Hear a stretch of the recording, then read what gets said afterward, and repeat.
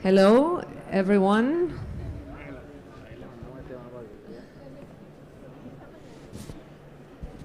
Good afternoon, everyone, and welcome to this, to your Panda Hub, to this event on nature-based solutions in the Amazon basin in the context of economic recovery.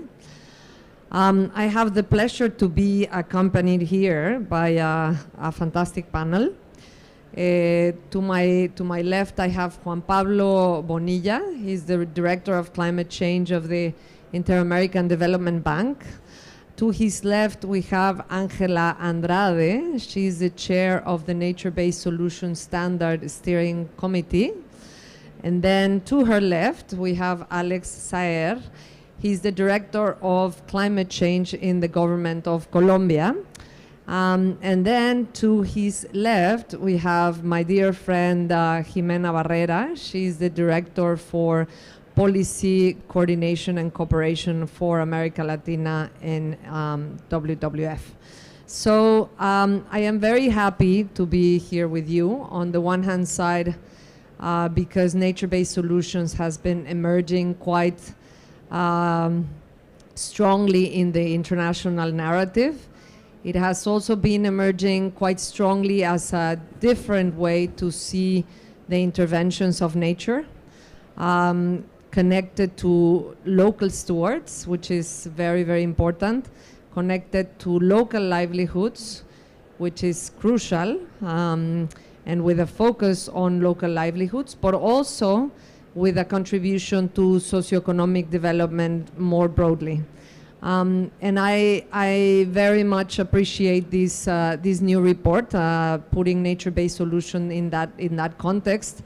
As you all know from the economic recovery packages internationally, only very few have been aligning the economic recovery to green or climate positive and nature positive solutions. And so if we think about nature-based solutions as being an economically and socially desirable investment, why is this not happening? What is not being understood by policymakers, or what is not being understood entirely by civil society? How can we portray our messages in a better way?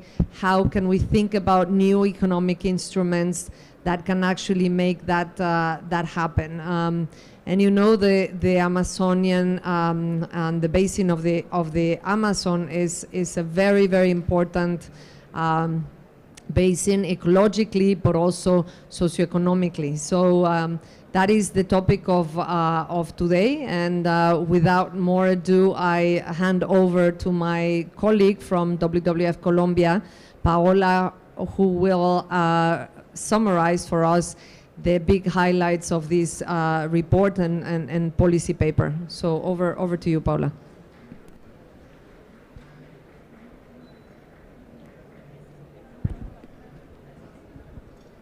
Thank you very much, and welcome everybody to this event.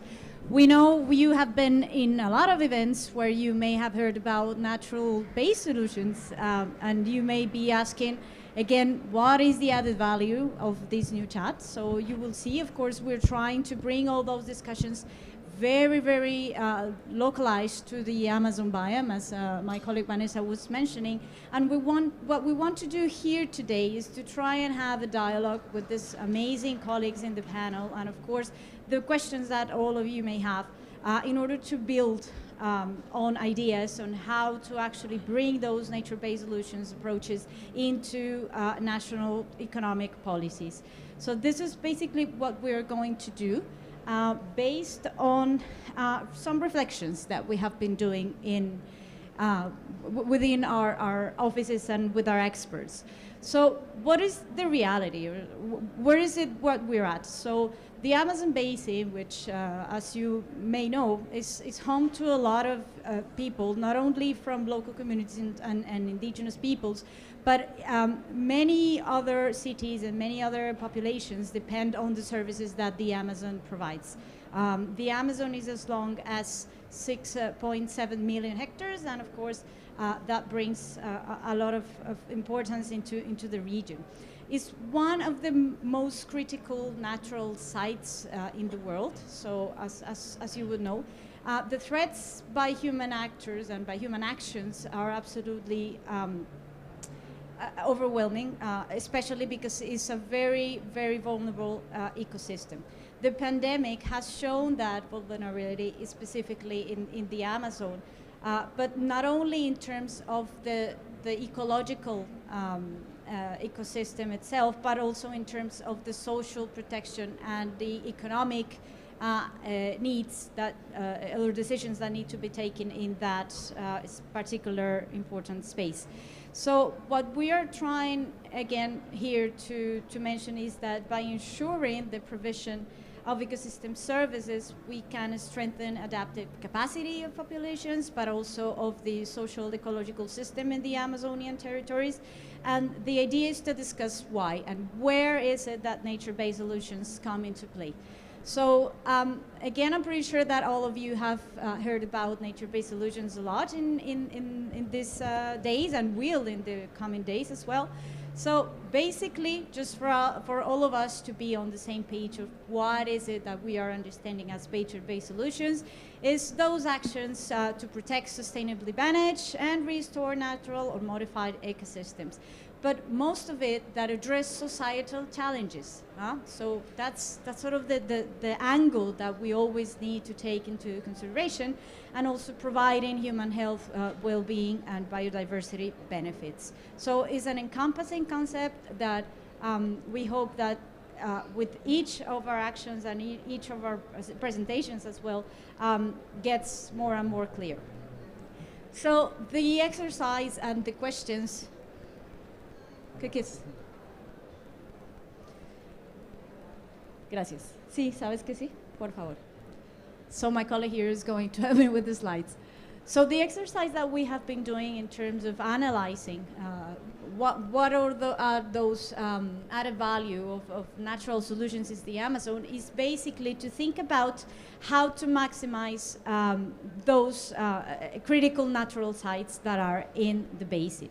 So there's a global exercise that my colleague Diego Portugal and other people in WWF, but also with the help of IUC and colleagues and others, have been undertaking, and basically take layers of to identify societal challenges and how on a specific site and its ecosystem services can actually address in a good way those societal challenges. So generating co-benefits, particularly to the people that are living there, but as I mentioned at the beginning, other communities that are outside this specific site. Next, please. So what we see here is again the idea of how the NBS can combine conservation strategies that are already in place, for example, protected areas or other conservation-based strategies to achieve net zero deforestation, particularly, no? And also sustainable forest management, but at the same time promoting sustainable development and ensuring livelihoods to those communities. No? So what we have seen through our reflections is that in the Amazon, specifically implementing nature-based solutions have shown that better economic returns come to place for the region, particularly for two reasons. One, there's extra or more jobs that require less quantification or qualification.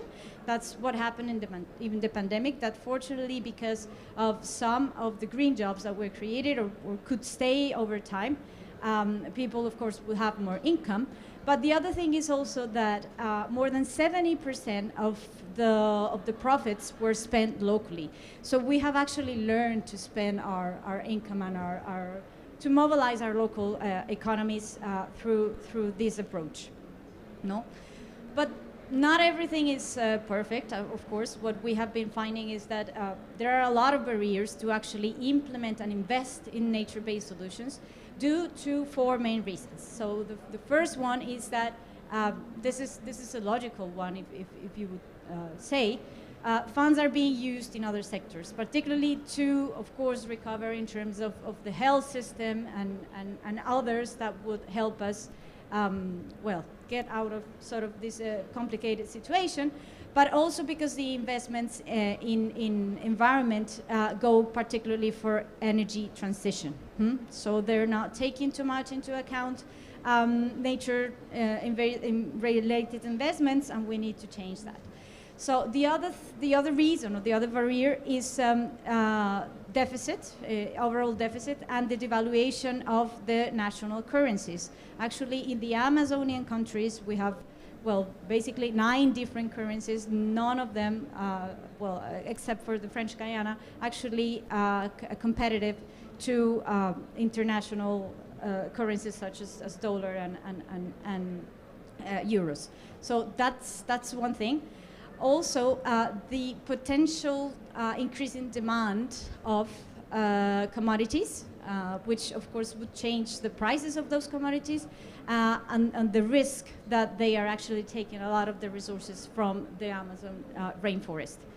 And the fourth, which is a very, very complicated thing, this one, and we would like to actually talk about that, is when lacking in the implementation of international commitments, for example, in terms of deforestation, that may lead to have less points in our quantifications or qualifications points for investments, particularly international investments. So, of course, this is not because countries don't want to follow up on deforestation or don't have necessarily the tools, but of course during the pandemic they did not have the whole capacity, and the resources again were prioritized for other things, which resulted in about 2.3 million hectares in the Amazon being deforested during only 1 year period. So this is a lot to talk about. So based on these barriers or this analysis, we have thought about key elements that need to be considered potentially when designing policies in the future. The first is to try and reduce fiscal expenditure in gray infrastructure and sort of get away as much as possible from the fossil fuels investment, and consumption. So this is of course very challenging, and it goes hand in hand with the new, let's say, policies on transition. But this is probably where the most attention should go to. Also, and hand in hand with the later point, the need to increase green taxes, particularly the ones that tax carbon consumption. In the region, we have found that only one country has that kind of tax right now, but probably there are efforts that are going on in that regard. Basically, and this is very general, to the need to appropriately design recovery plans that actually include the nature-based solutions approach, potentially to create new jobs, for example, taking the experience of what happened during the pandemic, but particularly to try and leave natural areas out of human action. No? The fourth is to prevent the risk associated with carbon markets. Of course, that is also a very complex topic that probably the ministries of economics in the countries are now addressing, and that should be a discussion hand in hand with the ministries of environment. The next one, please, is to try and align the economic interest in the climate agenda. Of course, this is what we all try to do here in this particular space, but this needs to be implemented and further discussed at the national levels, but of course also with the regional sort of vision, which is something that we also want to leave as a message, is the international or the regional cooperation efforts are much more effective once we come together with this kind of guidance or examples or best practices on what we could do best. Complement international trade with environmental goals. So I guess it's just bringing all these things sort of together in terms not only of the policy, but in the strategies itself, especially when it comes to the investments. And act collectively to maximize that political and economic benefits on nature conservation, which is, of course, what the nature-based solutions is trying to address overall. A collective implementation of the concept or of the approach in areas of highest impact, as those that we have showed previously in the map, is absolutely critical. Again, for a region like the Amazon, even though we have 9 different countries with their different policy frameworks, we do need to have collective implementation or an approach in their implementation. So some of the reflections that we want to leave here for the discussion of our dearest panel is how these economic recovery policies could actually integrate the MBS focus and not only in a state of they have it in their policies, but also in strategies that are very, very specific. So we can have co-benefits about these nature-based solutions that can lead to win-win outcomes in several development goals, no? So all hand in hand. It is important also to point out that there could be some trade-offs, for example, in terms of delivering one ecosystem service or another, that also needs to be thought through the lens of the economic policies, and identification of and balancing of these trades-off in different agreements and policy at the regional level. So again, the importance of coordination among all the countries and all the instances that already exist with the different actors that, you know, from the very official to the private levels have a say and have an opportunity to implement these nature-based solutions, both in the government instances, but also, as we have here, some of the investment bank or the institutions at the global level that actually can lead on guidance for the implementation. Not to leave aside, of course, the views of the indigenous peoples that are the first persons to benefit from the Amazonian ecosystem services in the Amazon. But of course, this needs to be taken into a higher level of discussion, no? In order to identify what are the possibilities, what are the further barriers, and what is it that we can actually do through a regional cooperation sort of aim. So this is basically the points that we would like to highlight from these reflections that we've been having. And I think I will hand it over to you, Vanessa, so you can help us provide or extract some of the recommendations from the panelists today. Thank you. Gracias. Gracias a ti, Paula. And I have to start by saying that we have another panelist online with us. He is Jose Javier Gomez from CEPAL. He is the Sustainable Development Officer for CEPAL. So, Jose Javier, welcome, and we're going to be joining you through the screen in a minute. So, I will start with IDB, of course, because Juan Pablo. I think, one of the things that nature-based solutions, the standard, and the efforts have probably advanced very well is on the measurement, and one of the most tangible things are jobs. And when you think about jobs, probably some of our calculations take us to 20 times more jobs in certain nature-based solutions that fossil fuel investments or gray infrastructure investments, etc. So what is really happening? What are countries not seeing? Is it scale? Is it the way we communicate things? What are our biggest blind spots in your view? Over to you, Juan Pablo. Thank you, and first of all, thanks to WWF for the invitation and be here in this important discussion. Um, I'm the Sustainable Development Manager and Climate of the ADB, and I will just start by saying that the Vision 2025 of the bank is highlighting exactly what you're asking. It's saying the recovery post-pandemic of Latin America and the Caribbean has to be sustainable. Climate and sustainability is one of the 5 pillars of our vision, emphasizing that sustainability is an opportunity and has to be linked with the recovery post-pandemic. Now, I like a lot how in the report you're linking nature-based solutions with jobs. I think if you see the impact of COVID in Latin America from the economic point of view, from the health point of view, the key link of sustainability for the future, if you're thinking about an economic case, is the link with jobs and is the link with recovery.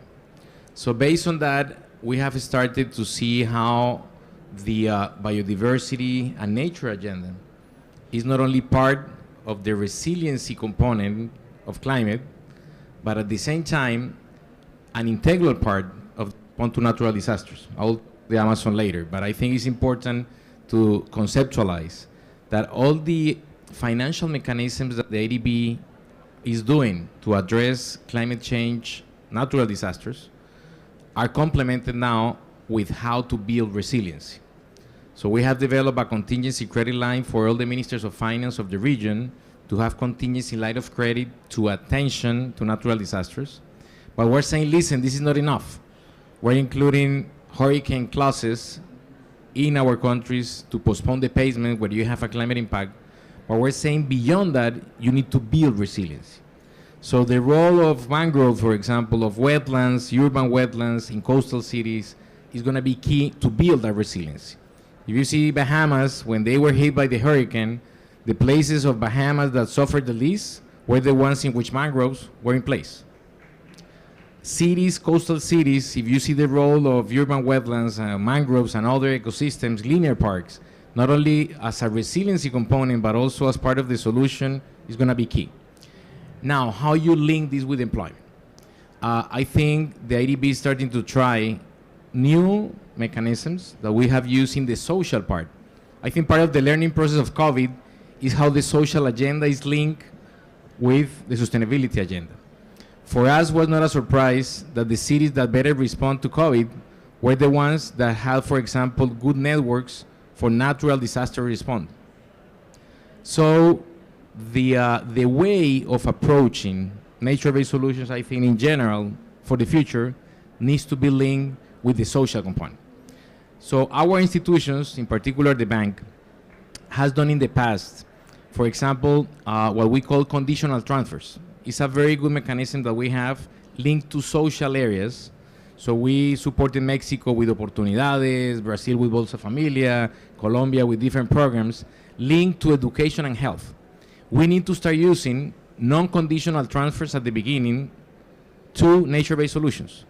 We're starting to try some conversations with Caribbean countries to say, listen, why don't we do non-conditional transfers to start maintaining mangroves in the Caribbean, creating jobs, and then condition the transfers to the maintenance of that nature-based solution. And we have to do the same for the Amazon. Now I'm going to talk about the Amazon, which is, sorry that I'm extending beyond the Amazon, but I'm trying to provide a context of why the case has to be, as you mentioned, linked to the recovery and jobs. The Amazon, of course, is essential for Latin America, but for the world as an ecosystem. The bank has developed in the last year a new initiative. It's a sustainable development initiative for Amazon territories. That was a mandate from the presidents of the Amazon. And that initiative that we are developing has 4 pillars. The first one is bioeconomy. It's recognizing that we need to create employment in Amazon territories based on nature.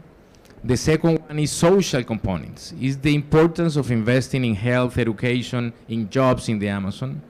The third one is sustainable rural development. It's how to do agriculture, cattle raising when it's possible. I clarified that is not possible in all the territories of the Amazon. Forestry management in a sustainable way. And the fourth pillar is sustainable infrastructure and sustainable cities, recognizing the need to work with cities in the Amazon to do infrastructure in a different way, connectivity is an essential part. We cannot talk about bioeconomy if we don't have connectivity in the Amazon. The question is how to do that in a sustainable way. As part of that, we're going to have different financing mechanisms for the initiative to provide technical support. Something that we want to do at the macro level is do investment plans for Amazon territories with the Ministries of Finance and Planning and with the subnational levels. Second, we want to provide blended financing. The GCF recently approved a fund for the ADB to support bioeconomy based in blended finance with national development banks. But at the same time, that program with the GCF has an important component to support entrepreneurship for bioeconomy. This is small enterprises that are just starting to use bioeconomy and natural-based solutions to create business.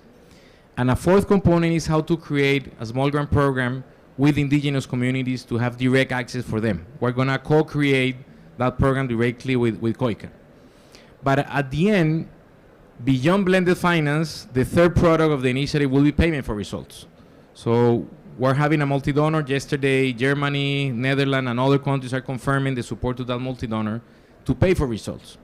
The idea for us will be in the lending programs that we will do for the Amazon from the public or private side of the bank, pay for results from these multi-donor, and I think that will be another mechanism to support nature-based solutions.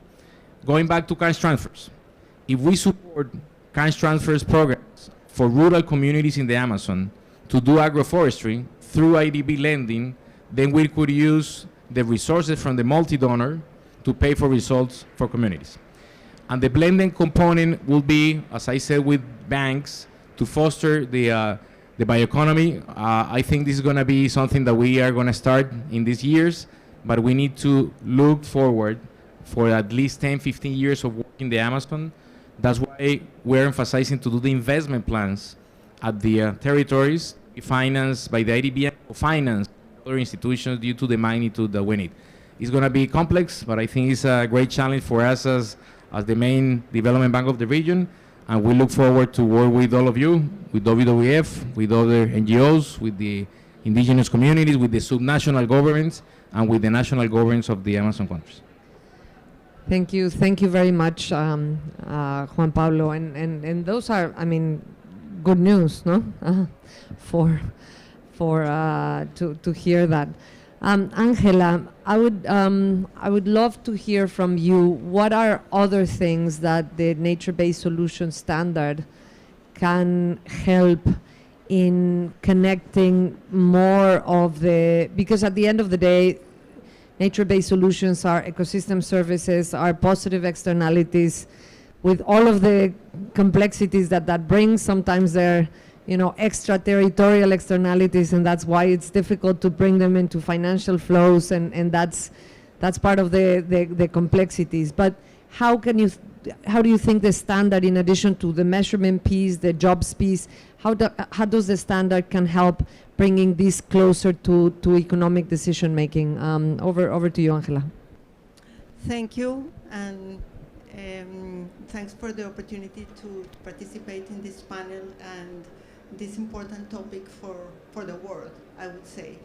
So what is important to keep in mind is that you have mentioned in the presentation several times the definition of nature-based solutions, but the IUCN and recently in the Congress that happened in Marseille already promoted the implementation in one of the resolutions, the implementation of the nature-based solutions standard that was developed by IUCN, and that the main concern that we have is to promote and develop good quality nature-based solutions. That's the main objective of the standard, making sure that all the actions that were mentioned by the IDB and that have to be implemented are highly qualified.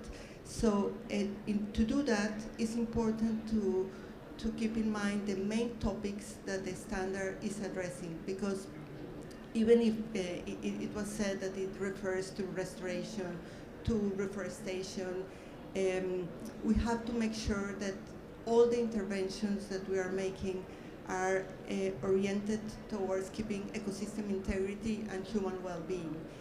That's extremely important because, especially for the Amazon, because we also adopted, IUCN adopted a motion that refers to the need to keep ecosystem integrity of the Amazon biome, and that is very important because we are reaching the tipping point, and if we are not really implementing nature-based solutions urgently and highly qualified, we may really lose the big opportunity to keep the integrity of the Amazon.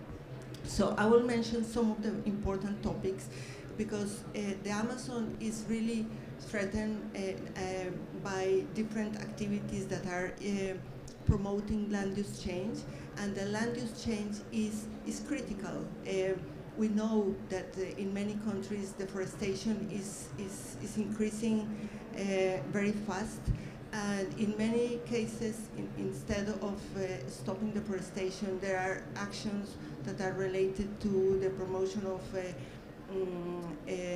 grazing activities or the implementation of other land use practices like oil palm or other activities that at the end of the day, they are increasing the vulnerability of the Amazon and also affecting local communities. So the standard provides 8 main criteria that are extremely important, and the important topic is that they have to be addressed in an integrated manner. Otherwise, the nature-based solution intervention may be not highly qualified. One that refers to the need to address several societal challenges in an integrated manner and manage the trade-offs. This is crucial because in many occasions we all recognize that it's important, for example, to build a road, but then building the road increases the risk of affecting protected areas or affecting indigenous territories. So we need to establish a process to identify the ecological and social trade-offs and manage them in an integrated manner. Also, the nature-based solutions standard is about improving governance, creating or promoting the empowering of local communities. Is essential because at the end of the day, it's community-based, and we are part of that community, but we have to look things using a bottom-up approach instead of top-down approaches. So I mentioned the importance also of working at landscape level. It's not that we develop one action independently from the connections that this activity has with other land uses in the territory. So protected areas are connected with several actions or several land uses that should be really integrated, and we should guarantee the integrity of the full landscape. Adaptive management is a key topic of the standard because it's a learning by doing process, but making sure that we are establishing the adequate monitoring process, including the communities. And finally, the other important issue is about mainstreaming. Nature-based solutions has to be included in all the sectorial activities. So it has to be connected with agriculture, with infrastructure, with everything. So that is the main message, because otherwise our interventions won't be highly qualified, and yeah, we will be promoting the implementation of the standard in the scope, and after that there will be several possibilities to be engaged and to really develop and learn all together what are the best options and the best MBS that can be implemented in the Amazon. Gracias, Angela. Thank you very much. And also thank you for connecting it to the systemic change that we need to see, and the transformation of food systems, for example. If you think about the drivers, it's all about that. So I would like to turn now to Jose Javier, and please, my apologies that I didn't mention you right at the beginning, Jose Javier. So I would love to hear from you, from a CEPAL point of view, what what is the role of nature-based solutions for a more integrated socioeconomic development vision for the region, and what role does trade play? And trading in commodities is an important piece of the puzzle as well. So, José Javier, back over to you. Muchas gracias por la invitación. Buenas tardes. Bueno, quería empezar un poco por la pregunta que se comentó antes de los planes de recuperación. Thank you for the invitation. No. Incluso las propias soluciones verdes. Realmente de los planes de recuperación de los países de América Latina hay muy poca inversión a largo plazo y muy poca inversión verde. Y uno pensaría, o sea, yo cuando se produjo todo esto del COVID, pensé, digo, pues, digamos, como ha afectado tanto al turismo, digo, pues una solución relativamente fácil es ocupar a la gente que trabaja en turismo en zonas costeras y hacer plantaciones de manglares. Decía, pues es relativamente fácil, ¿no? Quizá Amazonía es más difícil. Amazonía es una región que tiene mayores costos, mayores problemas logísticos, y echar a andar, digamos, programas de recuperación de empleo puede ser más complicado. Digamos, hay más inversión por cada empleo generado. Entonces, digamos que puede ser más complejo, pero, digamos, zonas turísticas donde se cae el empleo, quizá redirigir esos recursos habría sido más fácil. Pero, bueno, eso es como una parte. A mí me gustaría hablar sobre todo desde la experiencia que tenemos, sobre todo con Amazonía brasileña, en programas de lucha contra deforestación. La principal fue en el gobierno en el que fue ministra Marina Silva, en el 2004.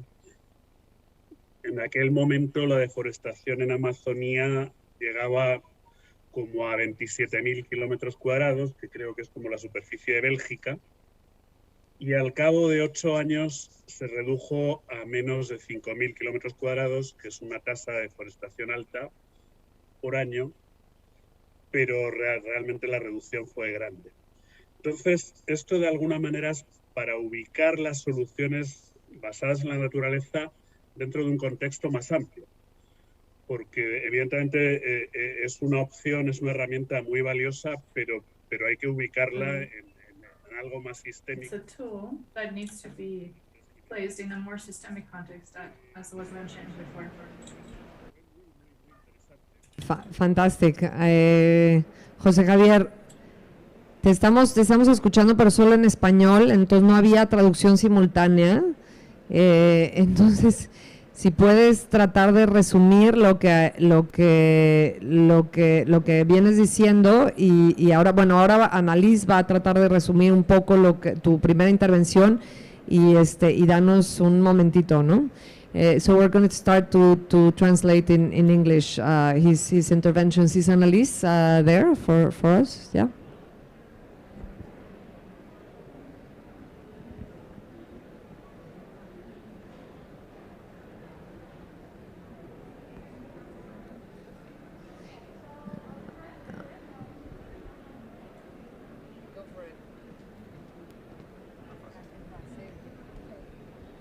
So, gracias, José. Voy a tratar de capturar tus puntos en inglés. Me complementas si ves que hay algo que puedo hacer. So, José was mentioning that there are a few green solutions that, from the point of the CEPAL, have been identified. He also mentioned that in other parts of the world there have been more conditions relatively to activate the nature-based solutions, for example, in terms of tourism, but that in the Amazon, because of the conditions logistically and because of the remoteness of the Amazon, it is a bit more difficult. So he also highlights some solutions or some opportunities in terms of jobs that could be a little bit further explored, but again, trying to take into consideration the difficulties in this part of the world. Also, he was mentioning this example about deforestation being reduced in a past period in 2004, where there was a specific minister taking nature-based solutions approaches into the environmental policies that actually led to a dramatic reducing in deforestation in that period. So I think that was basically it. José, I don't know if you could, no sé si me pudiste entender y tenga que complementar algo más. Esto es un resumen rapidísimo. This was a quick summary. I don't know if you would like me to complement something. The idea is to try to explain the experience of Brazil in their programs to fight deforestation, to know what can be implemented. Will we have simultaneous translation or not? See, we're listening to you, Annalise. If you can go, continue going, I think we're all fine.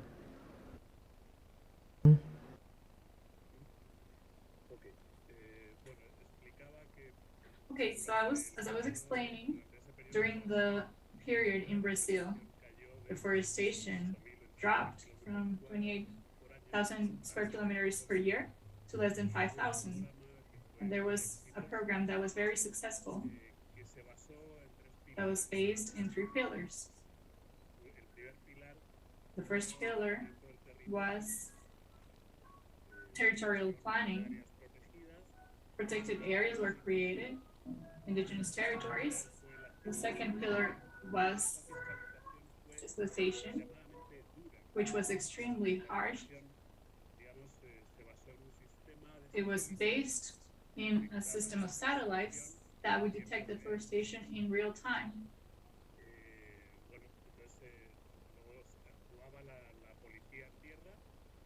And the police would act on the ground. And it was very harsh because they would take the machinery, they would take the timber or the products away. So very strong signals were sent that deforestation was not going to be allowed. The third pillar that did not really work was one of giving economic alternative different to traditional ones that led to deforestation, which were basically livestock and soy. So let's say those are the lessons that that period leaves us of fight against the deforestation in the Amazon. Let's say that's a pillar that we cannot leave aside, which is the issue of fiscalization or control. It's a very serious political problem.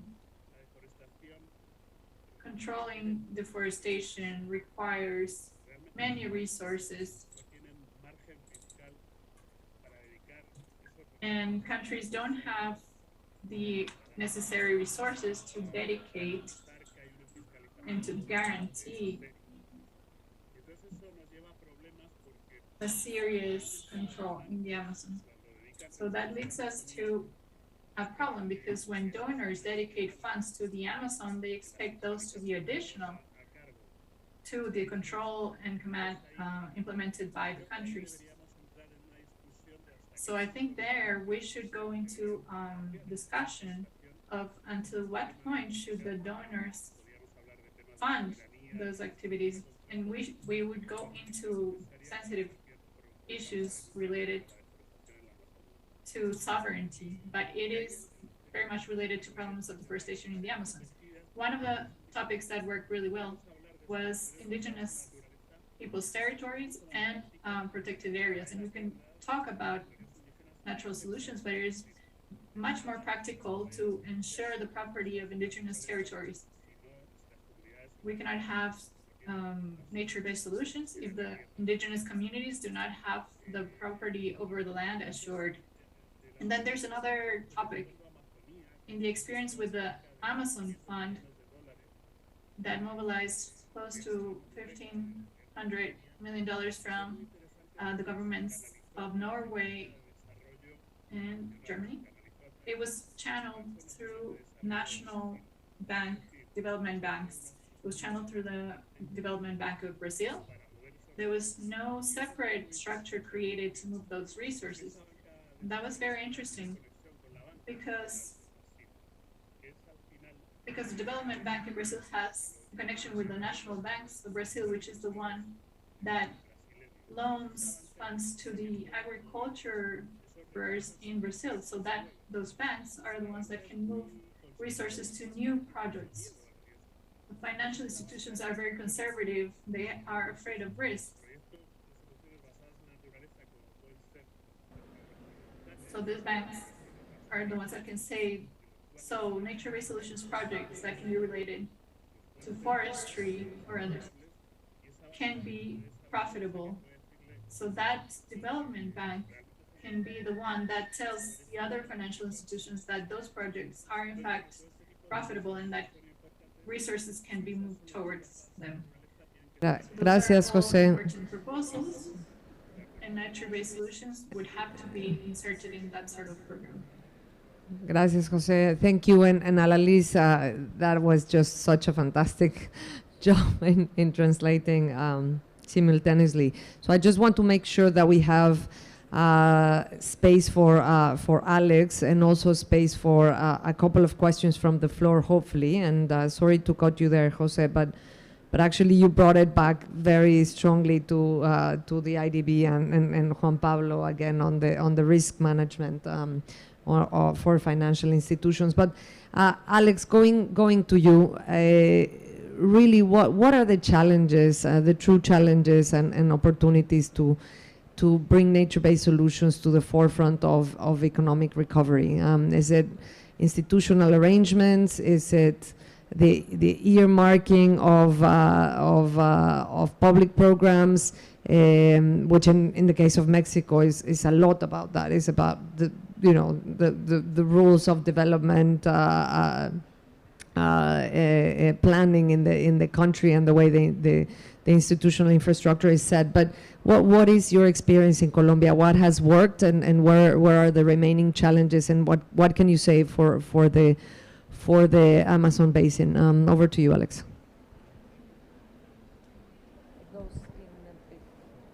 Yeah. Sorry. Thank you very much. It's a really good question, and I'm going to answer giving an example of what's happening right now in Colombia. For example, we have right now this area called Mojana in Colombia, which is an area where the two main rivers of Colombia joins, and it's an area that is normally floods in some periods of the years. But when Niña comes, this flooding is too much, it's too big, and it has really impacts on livelihoods and on the productive sector and so on.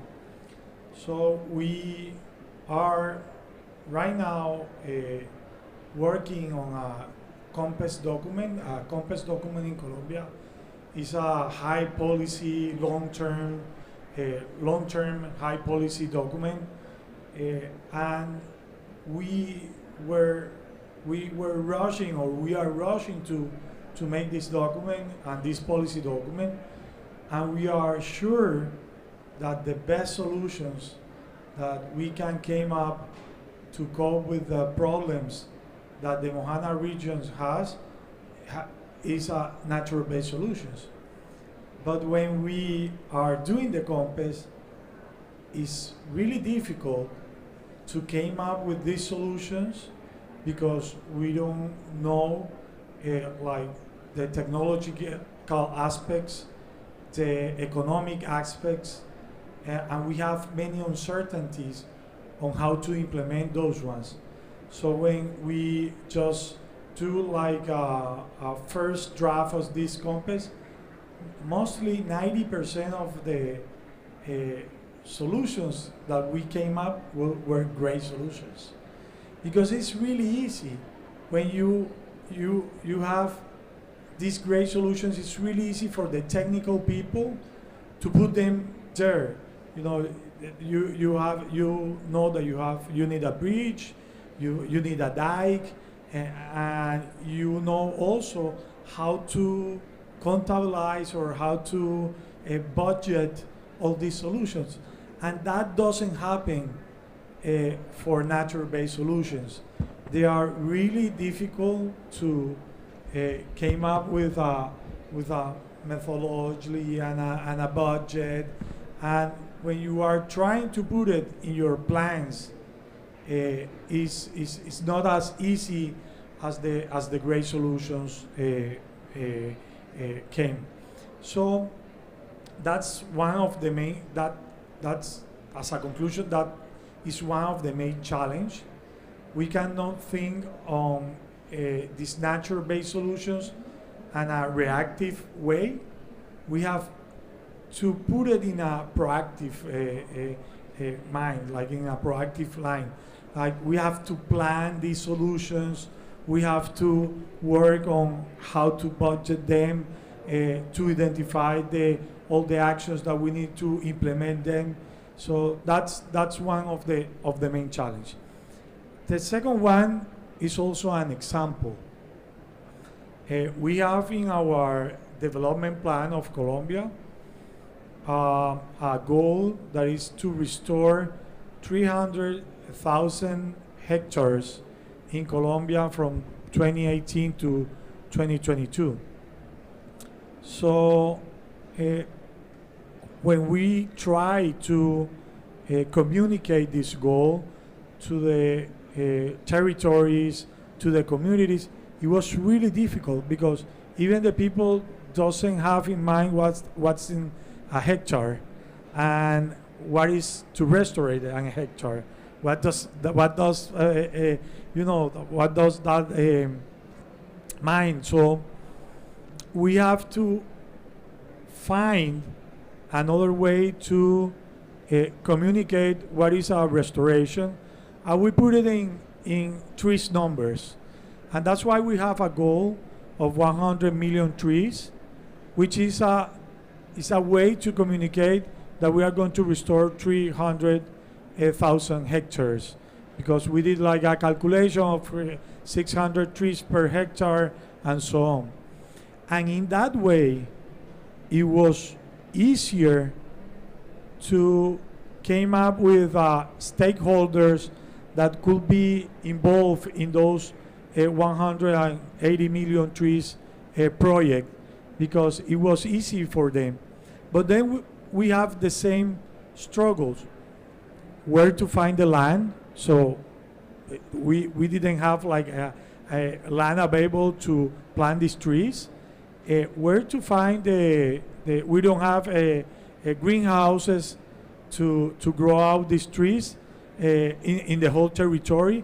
So we have to start working with the environmental authorities, with the research institute at Sinchi, in order to scale up for the whole territory this kind of conditions that we have to meet in order to put in place these natural-based solutions. So in that sense, my conclusion is that it's more difficult to put in place and to implement these solutions. There are many variables that you have to manage, and these give too much uncertainty when you try to apply those ones. So I'm one of the idea that we have to develop like the business case of these natural-based solutions. So right now, for our 180 million trees, we already know what are the costs of a greenhouse, what are the costs of a plant, what are the costs of maintaining it for 3 years. So we are building up this business cost, this model, this business model, in order to be easier to implement this kind of solution. Thank you, Alex. That was really eye-opening for me. I mean, I could imagine all of that, no? And when we think about business plans, the difficulty there is how to capture public goods and services, right? So how do you do social business plans? Because part of it is going to be private business, but the other one is going to be social benefits, right? So that's a difficulty. So I don't think we will have time for questions from the floor, unfortunately, but I do want to ask Juan Pablo before going to closing remarks by Jimena, talking about the indicators that Alex mentioned and that risk and that uncertainty. What kind of indicators are needed from a development bank perspective? What are the indicators missing that could make things easier for you? Thank you. I think listening to Alex, this is very linked to what Angela mentioned about mainstream. What we're seeing at the bank is that we don't have nature-based solutions, credit operations by themselves. On the contrary, we're trying to incorporate, as we have done with climate in the past, nature-based solutions in the lending of the bank. So in the last 3 years, we have done about 28 operations related to infrastructure, to cities, to sustainable agriculture, with nature-based solutions components for about $850 million. So we're learning that what we need to do is like we did with climate 10, 12 years ago, to start having components into the projects and showing to the different areas of the bank the importance of incorporating nature-based solutions, that's the way to go. And incorporate easy indicators into the lending. Otherwise, the team leader that is leading an operation for transport, cities, or is going to say, listen, I don't want to include that. It's becoming too complicated. So my first suggestion is let's start little by little in issues that are easy to measure. Because from the financing point of view and from the private sector point of view, otherwise, it's going to be very hard to say, let's put this in action. Fantastic, Juan Pablo. Very, very, very useful. Jimena, over to you for some closing remarks.